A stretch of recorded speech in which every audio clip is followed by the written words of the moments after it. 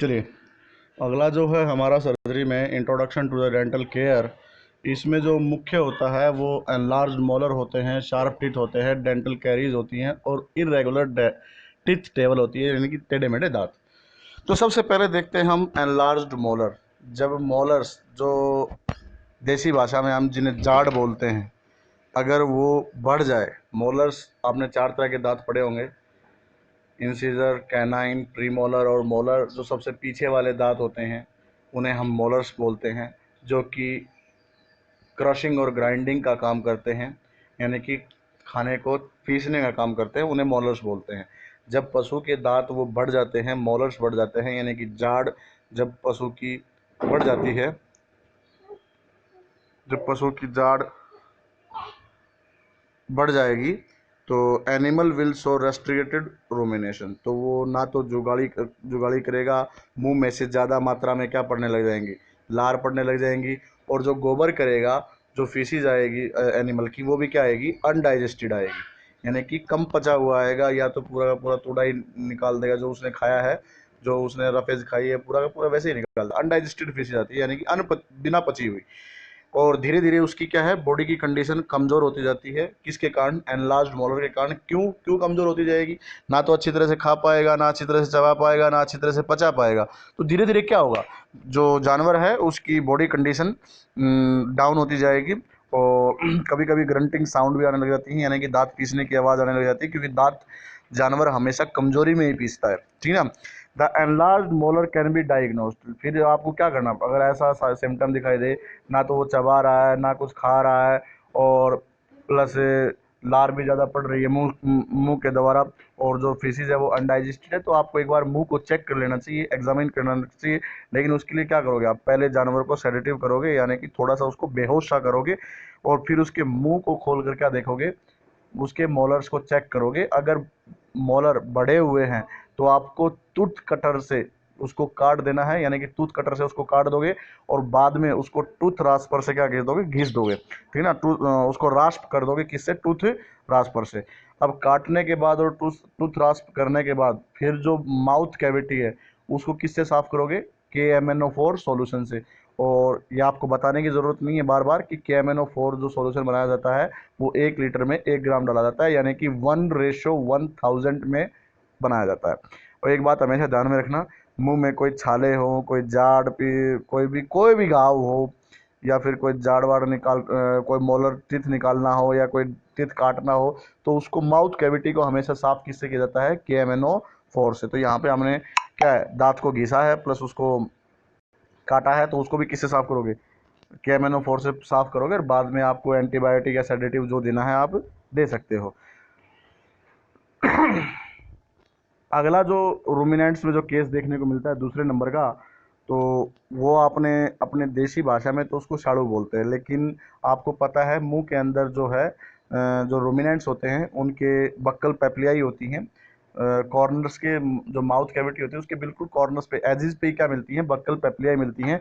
और इन बक्कल पेप्लियाई क्या हो जाती है, ऑडिमा हो जाती है, सूजन हो जाती है, जिससे कि वो क्या होंगे, टर्जिड हो जाएंगे, यानी कि सूजा हुआ होगा, और वो क्या होगा, पेनफुल होगा, दर्द होगा उसमें। अपने देसी भाषा में, जो हरियाणा में तो अपने क्या कहते हैं गांव वाले, कि भाई इसके क्या हो गया, शाड़ू।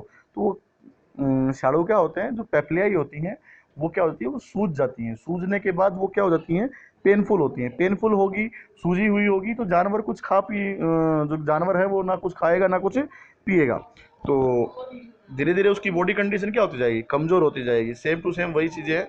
तो आपको जब मुंह खोल के देखोगे तो जो पेप्लियाई है वो क्या मिलेगी, रिवेल टर्गिड, टर्गिड में यानी कि सूजी हुई, इलोंगेटेड मिलेगी, बड़ी हुई मिलेंगी। तो आप समझ जाओगे क्या है ये। वैसे तो उनकी डायरेक्शन किस तरफ होती है, पीछे की तरफ होती है, लेकिन उस समय तो सीधी होंगी वो, ठीक है ना।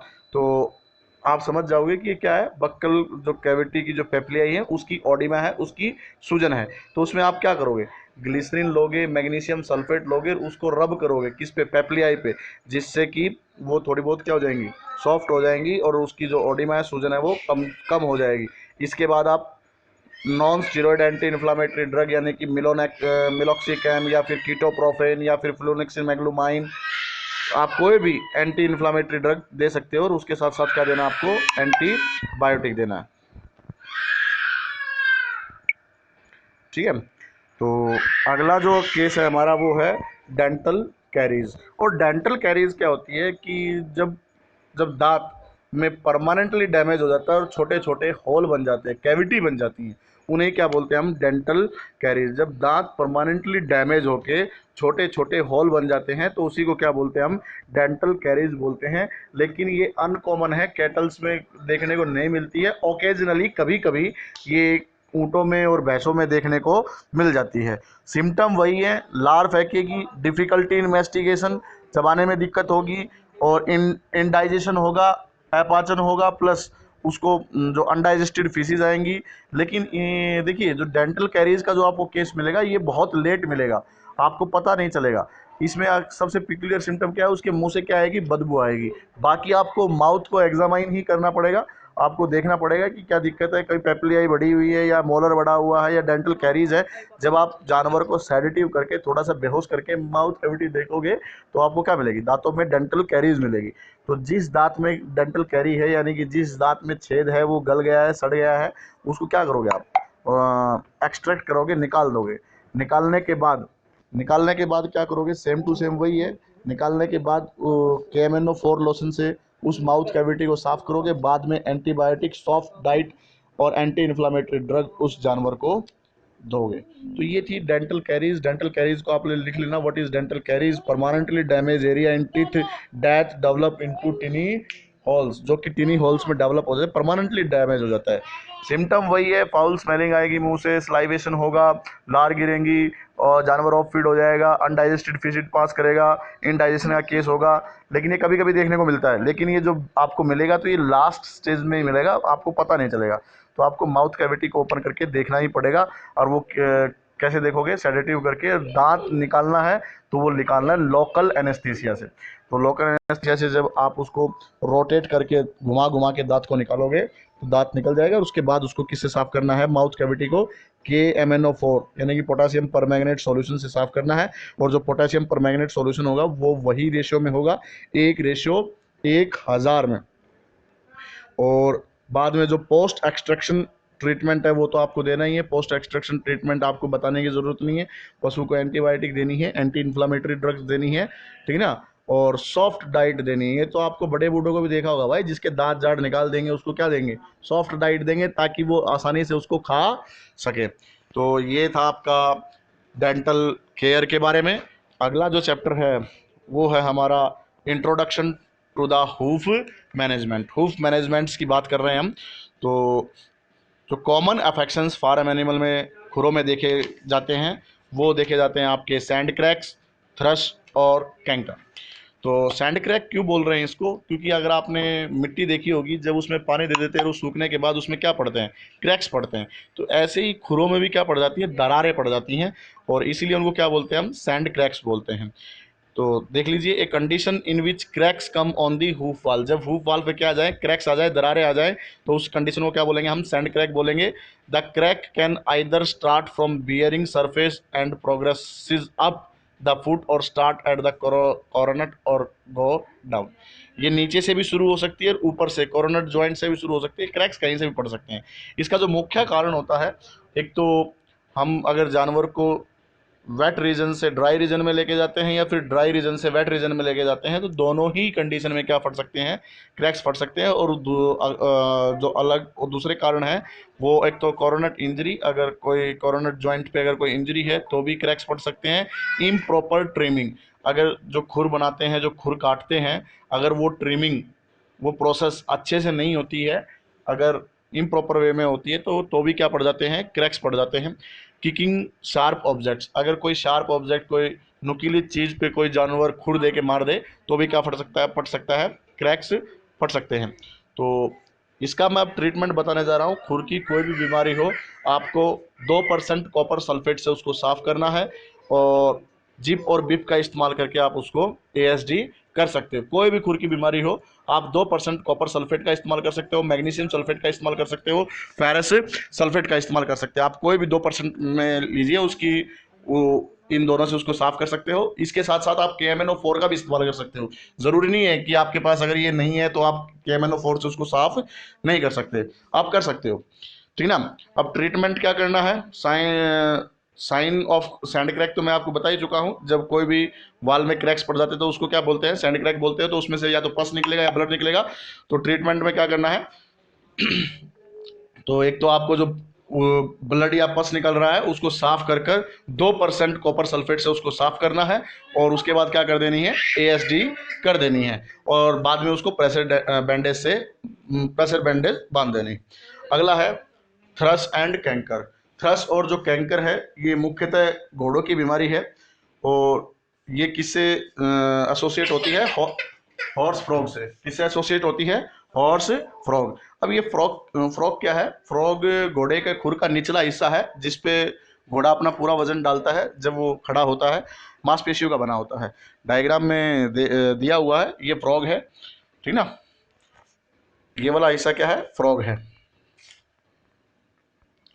तो थ्रस क्या होता है, देखिए घोड़ा बहुत ही सेंसिटिव जानवर है, अगर उसको साफ सफाई अच्छे से नहीं होगी तो बहुत ही जल्दी इन्फेक्टेड होता है। तो थ्रस क्या है, ये बैक्टीरियल इन्फेक्शन है, किसका, हूफ का। और हूफ का बैक्टीरियल इन्फेक्शन है जो कि फूसोबैक्टीरियम नेक्रोफोरम से फैलता है, इसका पॉजिटिव एजेंट है। इसमें क्या होता है, जो फ्रॉग का एरिया है वहाँ के टिश्यू डिस्ट्रॉय होना चालू हो जाते हैं, डिस्ट्रॉय यानी कि खराब होना चालू हो जाते हैं, और वो रंग में कैसे पड़ जाते हैं, काले काले पड़ जाते हैं। तो उसी को क्या बोलते हैं, हम थ्रश बोलते हैं। जब फ्रॉग वाला एरिया, हॉर्स का, फ्रॉग के टिश्यू क्या होने चालू हो जाएंगे, डिस्ट्रॉय चालू हो जाएंगे, नेक्रोसिस होना चालू हो जाएगा, कहाँ पे, फ्रॉग एरिया पे। तो उसी कंडीशन को बोलते हैं हम थ्रस। और जो थ्रस है वो एक बैक्टीरियल बीमारी है जो कि फूसोबैक्टीरियम नेक्रोफोरम से फैलती है, जो कि इसका एक पॉजिटिव एजेंट है, बहुत इंपॉर्टेंट है पॉजिटिव एजेंट इसका। और जो कैंकर है वो क्या है, जो कैंकर है ये इसमें क्या होता है, canker creates abnormal tissue growth. ये कैंकर में क्या होगा, जो टिश्यू फ्रॉग एरिया पे है बहुत ज़्यादा मात्रा में टिश्यू ग्रो करना चालू हो जाते हैं। देखिए थरस में तो नेक्रोसिस होगी, डेड हो जाएंगे, लेकिन कैंकर में ओवर ग्रोथ होगी तो क्या होगा, दर्द होगा बेचारे को, ठीक ना। और इसीलिए इसको बोलते हैं हम हाइपरट्रॉपिक पोडोडर्मेटाइटिस, यानी कि बहुत ज्यादा मात्रा में क्या, जो खुर बनाने वाले टिश्यू हैं बहुत ज्यादा मात्रा में डेवलप चालू हो जाएगा, यानी कि एक तरह से ये ट्यूमर ही है, ठीक है ना, कैंकर खुर का।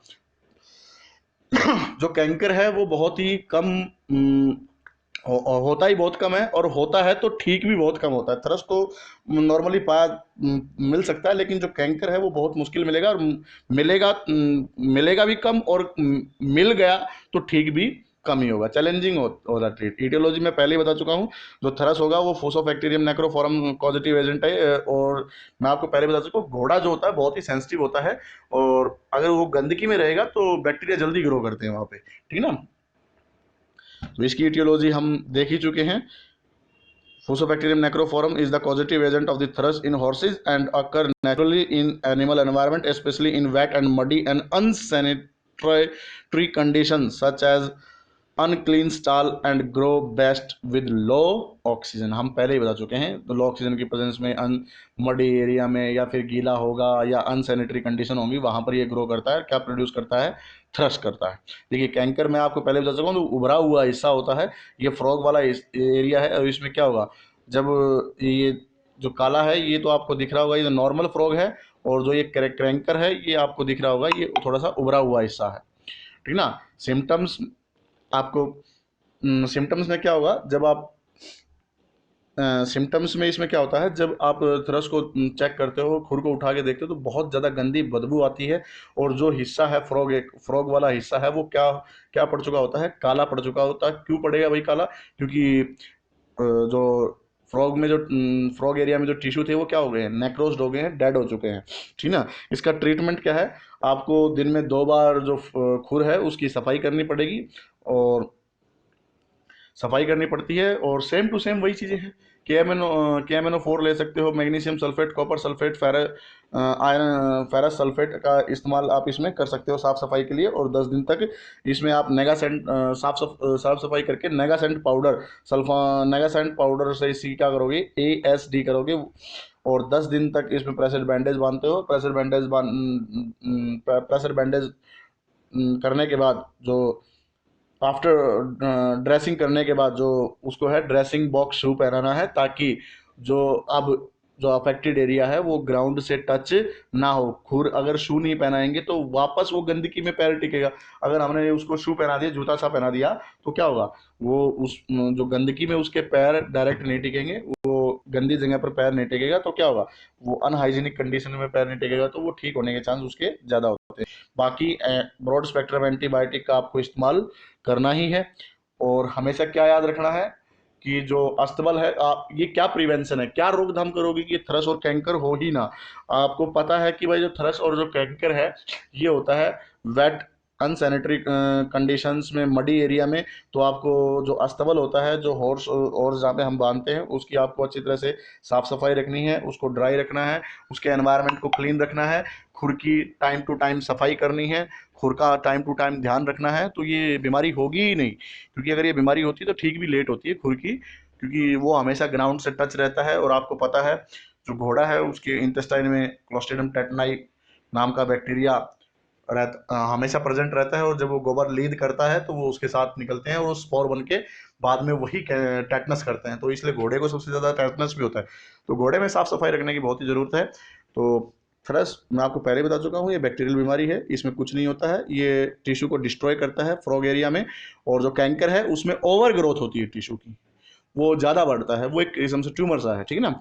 तो ये चीज़ें हमेशा ध्यान में रखना। और ट्रीटमेंट सबका सेम ही है, साफ सफाई रखनी है, कॉपर सल्फेट से उसको साफ करना है चाहे कोई भी खुर हो, और नेगासेंट पाउडर से उसकी एएसडी करनी है। एएसडी करने के बाद आपको जो हॉर्स का शू है, जो शू उसको पहना है, ड्रेसिंग बॉक्स शू बोलते हैं उसको, वो घोड़े को पहना जाता है, ताकि जो उसका अफेक्टेड एरिया है, जो थ्रस और फ्रॉग एरिया है, वो ग्राउंड से डायरेक्ट टच में ना आए, क्योंकि डायरेक्ट टच में आएगा तो फिर से क्या होगा, अनहाइजीनिक कंडीशन में वो बीमारी और ज़्यादा होगी। तो ये था आपका हूफ मैनेजमेंट।